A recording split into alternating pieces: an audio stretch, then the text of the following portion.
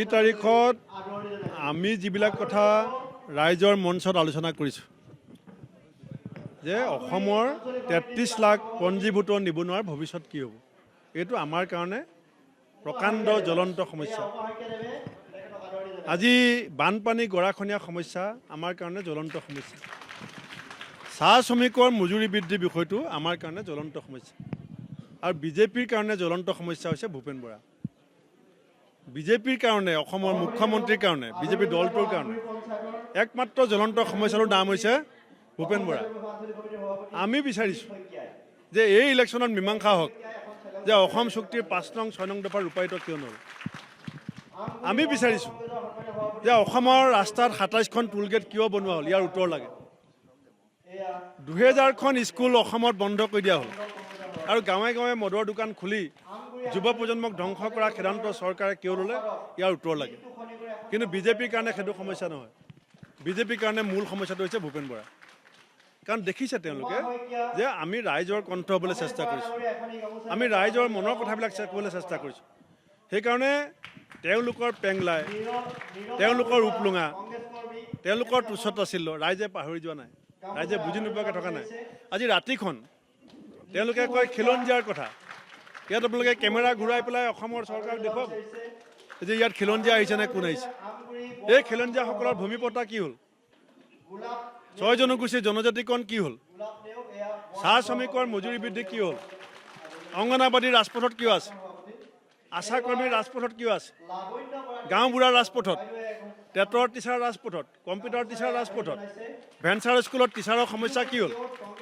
এই কথাবিলাক যেতিয়া মই কৈ আছোঁ, এতিয়া বিজেপিৰ কাৰণে মূল সমস্যা, জ্বলন্ত সমস্যা ভূপেন বৰা। এই কথাখিনি ৰাইজে বুজি আছে। তেওঁলোকৰ কাম কি? তেওঁলোকৰ কামেই সেইটো। উন্নয়ন কৰিব পৰা নাই, কাম কৰক, কামত ধ্যান দিয়ক। নহয়, জনতাৰ ওপৰত মানুহৰ ভৱিষ্যতে অহংকাৰে মত্ত হৈছে, অহংকাৰত।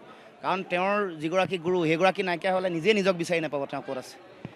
পঞ্চায়তৰ ৱাৰ্ডৰ মেম্বাৰো তেওঁ নিৰ্বাচনত জিকিব নোৱাৰে তেওঁৰ গুৰুগৰাকী নহ'লে। গতিকে সেইটোৱে তেওঁৰ পজিশ্যন। নিজে নিজৰ পজিশ্যন জানক আৰু বুজক, তাৰপিছত কথা ক'ব।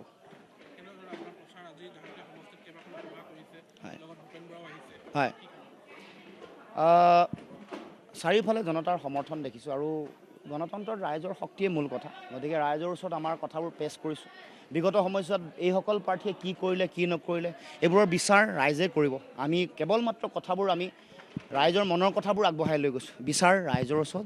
সভাপতি আৰু মই কংগ্ৰেছ দলৰ সভাপতি, আমি দুইজন কিয় লগ খাইছোঁ, কাৰণ ৰাজনীতি মানে চবেই ভাবে যে ব্যক্তিৰ স্বাৰ্থ থাকে, ৰাজনীতিত দলৰ স্বাৰ্থ থাকে আৰু ৰাজনীতিত দেশৰ স্বাৰ্থ থাকে, অঞ্চলৰ স্বাৰ্থ থাকে, মানুহৰ স্বাৰ্থ থাকে।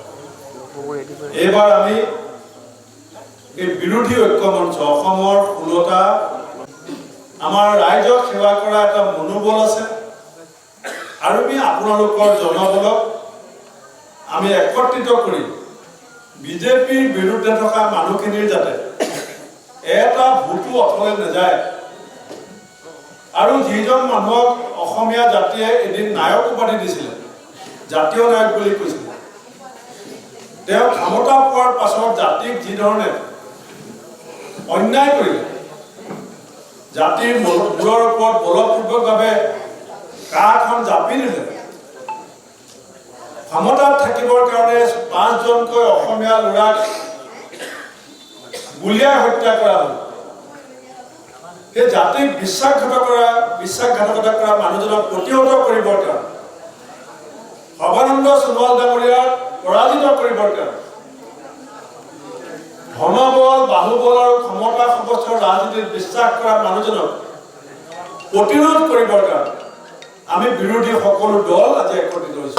অসমৰ মাটিৰ পৰা যাতে পুলিয়ে পোখাই উৎখাত কৰিব পাৰোঁ আৰু সেইকাৰণে এই যুঁজৰ আৰম্ভণি হৈছে। আমিও কৈছোঁ যে অসমক কৰা যি অন্যায়, সেই অন্যায়ৰ বিৰোধী সংগ্ৰামৰ ৰমধ্বনি এই ডিব্ৰুগড় লোকসভা সমষ্টিৰ পৰা বাজিব, আৰম্ভ হ'ব। কাৰণ আপোনালোকে জানে যে এনেকুৱা এগৰাকী প্ৰাৰ্থী বিজেপি দলে মিত্ৰজোঁটে দিছে, যিগৰাকী প্ৰাৰ্থী বিজেপি দলৰ তেওঁলোকৰ NDA, এই ব্যক্তিগৰাকী অসমৰ জাতীয় জীৱনত সাম্প্ৰতিক সময়ত অন্যায় কৰা মানুহৰ যদি তালিকা কৰে, ৰেংক যদি প্ৰকাশ কৰে, তেতিয়াহ'লে অসমৰ জাতীয় জীৱনক সাম্প্ৰতিক সময়ত অন্যায় কৰা আটাইতকৈ বেছি অন্যায় কৰা ব্যক্তিগৰাকী হ'ল বিজেপিৰ। গতিকে যেতিয়াই অন্যায় কৰিব এটা জাতিক, জাতিৰ ঊৰ্ধত কোনো নহয়, আপুনিও নহয়, ময়ো নহয়, কোনো ব্যক্তি হ'ব নোৱাৰে, কোনো নেতাও হ'ব নোৱাৰে। গতিকে জাতিক যিসকলে অন্যায় কৰিছে তেওঁলোকক ক্ষমা নকৰা, তেওঁলোকৰ অন্যায়ৰ বিৰুদ্ধে উত্তৰ দিয়াৰ দায়িত্ব কিন্তু জনতাৰ। মই দিব নোৱাৰোঁ, মোৰ এই শক্তি নাই। জনতাৰ যিটো শক্তি আছে সেই শক্তিৰ ওচৰত কোনো নেতাই কেতিয়াও দৃষ্টি থাকিব নোৱাৰে। গতিকে এয়া সময় সমাগত ২৪ৰ নিৰ্বাচন, জাতিক কৰা অন্যায়, জাতিক কৰা বিশ্বাসঘাতকতা, প্ৰতাৰণা, গাদ্দাৰীৰ উত্তৰ ২০২৪ চনৰ লোকসভা নিৰ্বাচন।